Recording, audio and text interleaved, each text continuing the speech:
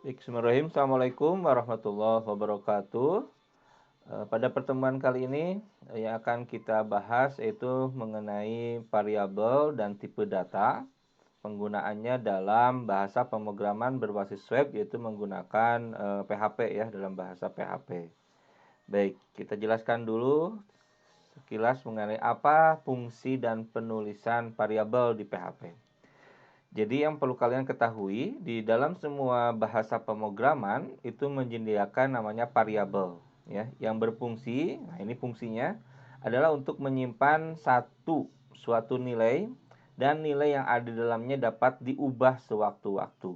Ya, jadi nanti ketika user misalkan menginputkan data ke dalam form atau ke dalam tampilan yang kalian sudah buat, itu tuh nanti data-datanya tuh nanti harus disimpan terlebih dahulu di dalam sebuah variabel gitu ya. Baik. Nah, semua variabel dalam bahasa PHP diawali dengan tanda dolar ya. Jadi semuanya nanti diawali dengan tanda dolar di depannya itu, tanpa mempedulikan jenis nilai yang akan ditampung, baik karakter, integer, string, maupun bilangan, double, atau boolean.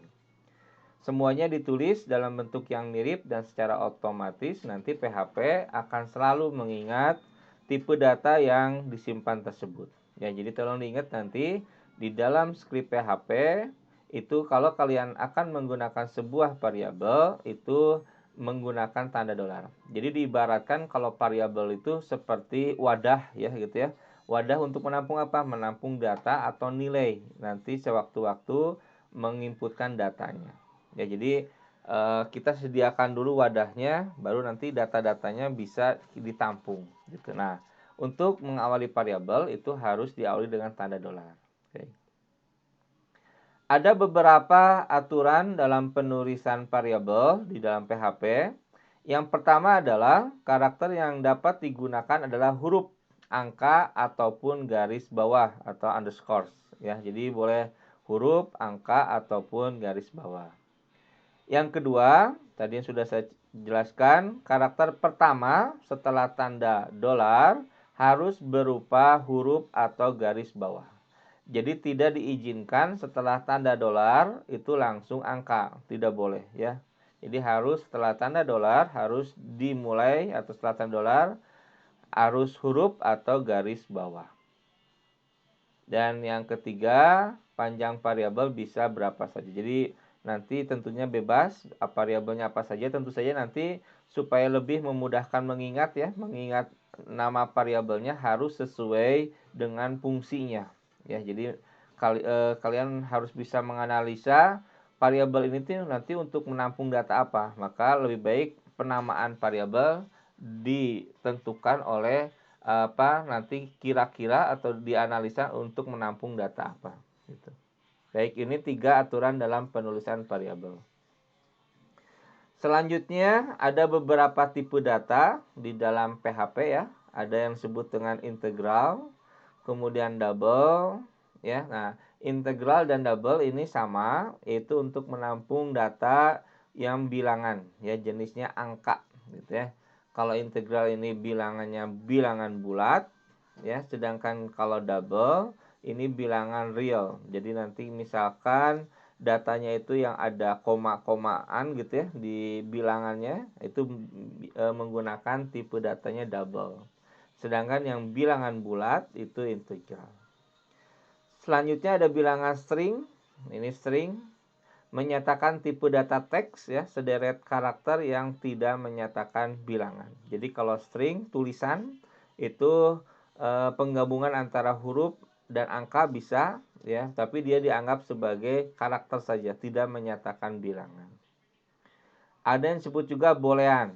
Nah, kalau boolean ini menyatakan nilai kebenaran. Nilainya hanya 2, true or false. Misalkan sudah bayar atau belum gitu ya, atau lunas atau belum, itu bisa menggunakan namanya boolean.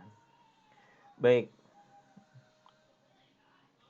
Pertama yang akan saya jelaskan di sini tipe data string. Jadi nanti kalau kalian menggunakan datanya tulisan atau string, Ini fungsinya adalah untuk menyimpan data berjenis tulisan atau teks ya. Jadi kalau tuliskan bisa saja itu angka, bisa saja itu abjad gitu ya, atau penggabungannya tidak masalah ya.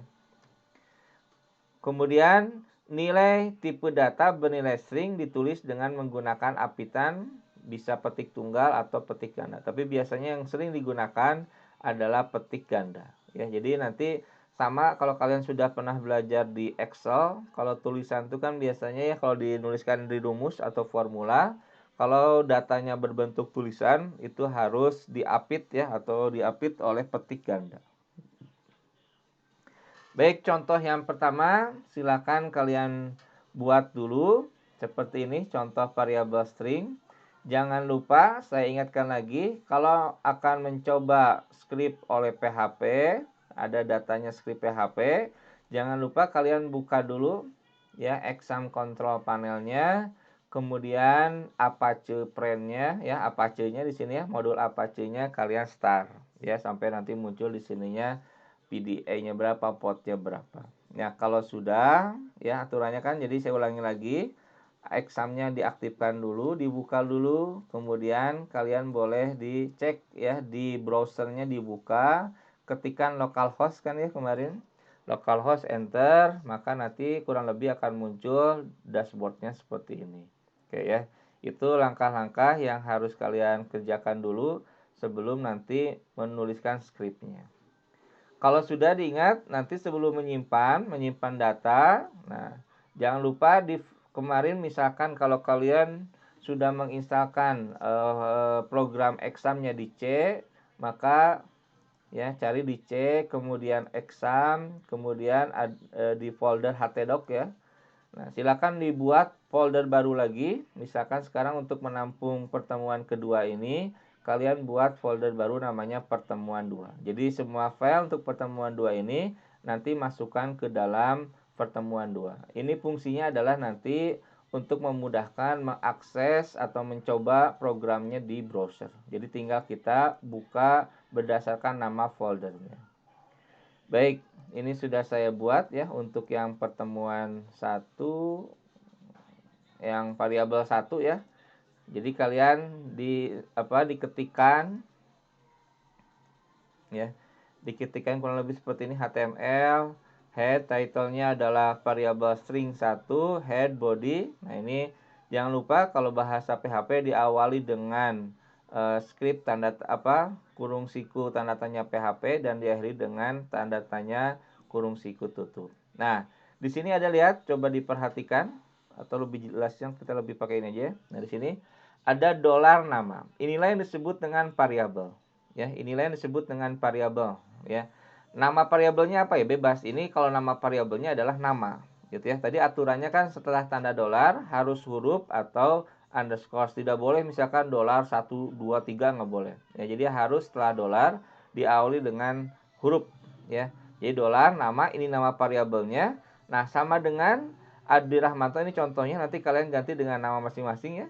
Ini adalah isi datanya. Tadi kan fungsi variabel itu kan untuk menampung data ya. Nah, datanya apa? Langsung kita tuliskan. Datanya adalah tulis nama kalian masing-masing. Ingat, kalau datanya berbentuk string atau tulisan, ini harus diapit oleh petik 2. Oke, ya itu dulu ya, harus dipahami. Jadi, untuk menentukan atau mendeklarasikan biasanya variabel, itu kalian harus dituliskan dulu ada dolar, kemudian nama variabelnya apa. Langsung saja sama dengan kita langsung isi, nilainya adalah nama kalian masing-masing. Ingat, kalau bentuknya string, petik 2 titik koma, ya. Jadi nanti nama variabel nama ini menampung nama kalian masing-masing. Nah, bagaimana ingin menampilkannya? Langsung di sini ada tulisan print ya. Minggu kemarin sudah saya jelaskan. Print itu adalah salah satu perintah untuk menampilkan di browser. Halo, nama saya dolar nama. Jadi data yang dikandung oleh variabel nama nanti akan dimunculkan. Ya, misalkan kalau di sininya Bandung ya maka muncul hello nama saya Bandung misalkan ya. Jadi sesuai dengan data yang kalian tuliskan ya.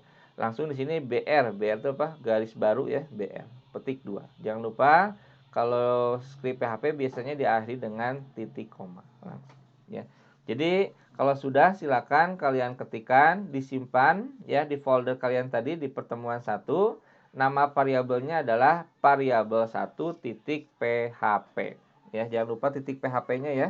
Titik PHP. Karena untuk apa? Supaya menandakan bahwa yang kalian tulisnya adalah skrip PHP. Baik, kalau sudah, cara mencobanya tentunya saya ulangi lagi. Nah, di setelah localhost-nya, tulisan dashboard-nya kalian hapus, langsung ketikkan karena foldernya tadi sudah dibuat adalah pertemuan 2. Ya. Maka nanti muncul di sini. Ya, kalian klik variabel 1. Nah, maka nanti muncul sesuai dengan skrip yang kalian tulis. Halo, nama saya, misalkan nama kalian masing-masing.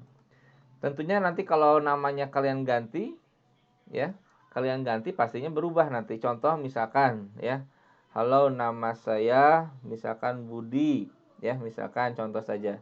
Saya simpan dulu di sini ya, simpan, langsung saya masuk sini refresh ya atau F5, maka dia akan berubah hello nama saya Budi. Ya, jadi tergantung dari data yang kalian inputkan di sini. Ya. Tentunya nanti sebenarnya kalau ini permulaan dulu, nanti variabel ini menampung datanya dari inputan ya. Mungkin kalian ketika semester 1 sudah belajar textbox ya. Jadi nanti data ini bersumber dari textbox ya. Jadi tidak dituliskan seperti ini. Ini hanya contoh saja ya. Oke, itu contohnya ya. Oke. Baik, simpan. Ya, jadi kalau dirubah lagi, berubah lagi. Seperti itu ya. Baik, itu untuk yang tipe datanya string ya. Nah, sekarang kalau sudah berhasil, coba kalian tambahkan variabel string kedua. Nah, ini contohnya tetap sama, nama ya.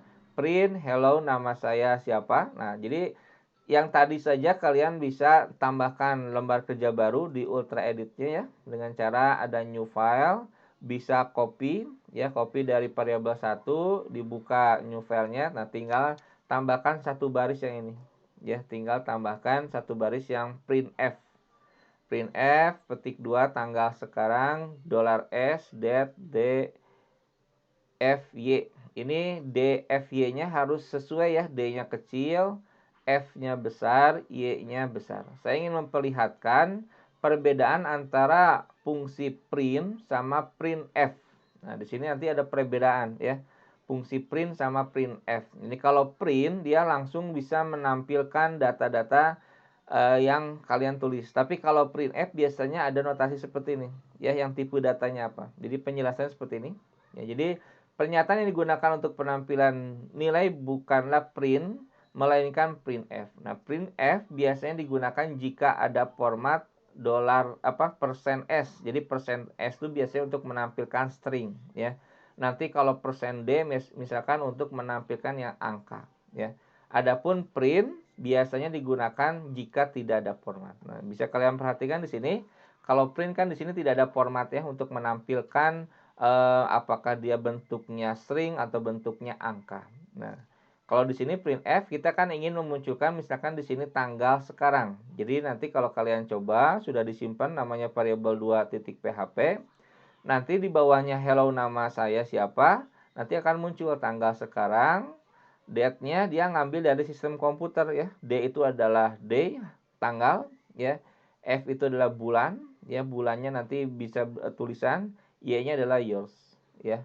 Jadi ini D, F, Y-nya harus sesuai, D-nya kecil, F-nya besar, Y-nya besar ya. Nah, bisa kita cek nanti kalau sudah disimpan namanya variabel 2. Kita cek ya, nanti hasilnya seperti ini. Ya, jadi hello, nama saya, nama kalian masing-masing. Nah, tanggalnya adalah tanggal sesuai dengan tanggal sekarang. Ya, 25 Maret 2021. Nah, seperti itu ya. Jadi tolong ingat fungsi print sama printf itu perbedaannya. Jadi kalau fungsi printf print itu tidak menggunakan format apapun, jadi langsung ya. Kalau printf biasanya digunakan kalau ingin memunculkan suatu format, misalkan fungsi date ya. Nanti fungsi yang lain ada. Nah, date ini nanti untuk menampilkan kita harus panggil dulu di sininya, harus menggunakan %s misalkan ya, baru dipanggil apa yang ingin ditampilkan di sini. Ini adalah menampilkan date ya. Maka masuk ke sini. Jadi tanggal sekarang dia ngambil dari data sini, masuk ke sini. gitu ya. Baik, itu untuk contoh variabel string. Ya, nanti insya Allah kita lanjutkan untuk contoh variabel yang bentuknya adalah angka. Ya, demikian. Terima kasih.